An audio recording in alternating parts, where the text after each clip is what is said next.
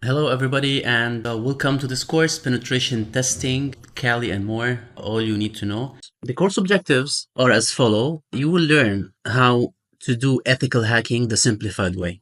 To go in this direction, we will learn some Linux basics at the first, and then we will discover more by learning more than 9 ways to perform LAN attacks. You will learn as well 2 smart techniques on how to crack wireless networks. You will actually perform mobile attack. We will learn 10 plus ways to hack into web applications. We will also learn some proven social engineering attacks, more than 5 attacks that actually work. You will obtain 20 plus skills that you need to become a good penetration tester. You will be able to make better decisions on how to protect your network, your application, and your IT infrastructure from external attacks. You will as well upgrade your information security skills if you're in this domain. And you will learn how to write a professional penetration testing report to present to your client. This course is for actually anyone who wants to learn how to secure their systems from hackers, anyone who wants to learn